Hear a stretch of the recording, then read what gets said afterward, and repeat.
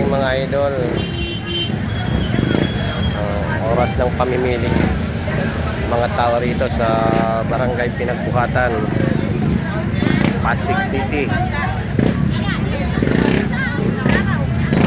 Talipapa lang ito mga idol, hindi ito talaga palengke, pero para na rin palengke. Marami ng tao. Sa dami ng tao.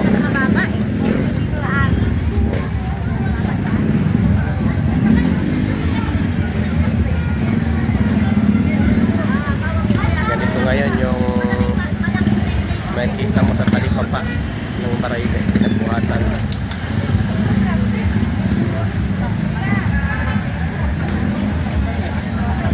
Hanggang mamaya yan, hanggang alas 11. Tingnan mo naman yung karne ng baboy doon, napakarami oh.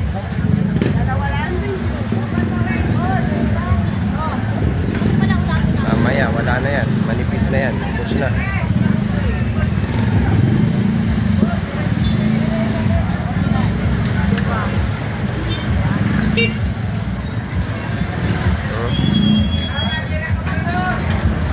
Napakaraming mamimili, kaya hindi naghihirap ang Pilipinas. Kahit maraming buhaya sa lipunan sa gobyerno, dami pa rin naghahanda tuwing New Year.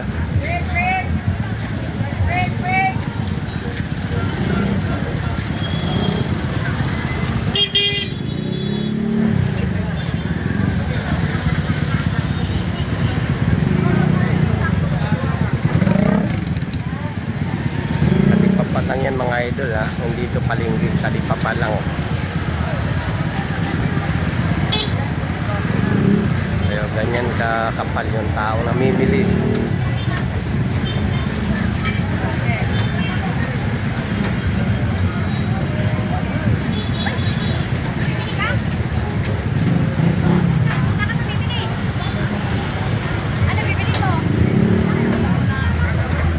Belated Merry Christmas mga idol, advance Happy New Year sa inyong lahat, sa lahat ng nakakita ng aking video ito. Support nga pala mga idol sa aking YouTube channel, Ariel Vlog, at ganoon din sa aking Facebook page, Kabakal Vlog mga idol.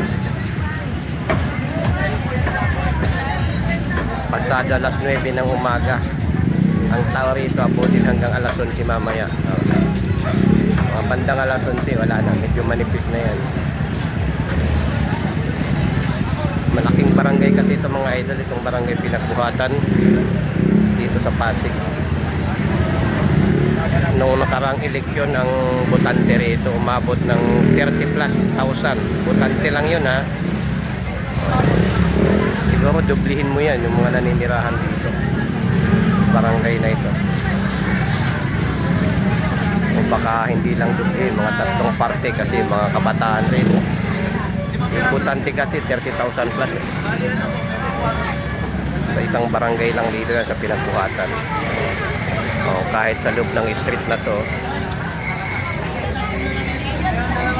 busy sa pag-iwa o paghati nitong baboy. Wala bang lalagyan sa loob? Ayan. Kaya, pakunin mo kayo ba? Ng isang baboy. Ayun yung pigi. Ayan yung tindahan nila oh, bili oh. Nakapila yung mamimili mga idol. Ayan pa. Dalawa pa tayo.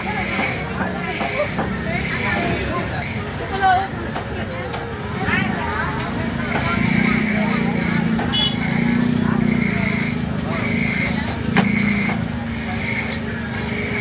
Tira nga muna po. Pinachop na yung isang buong baboy. Mahalo pa oh.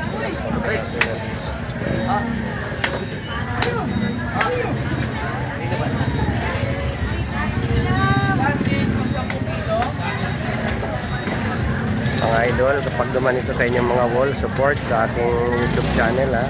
Ariel Vlog. At ganoon din sa aking Facebook page, Kabakal Vlog. Maraming salamat mga idol. Happy New Year sa inyong lahat.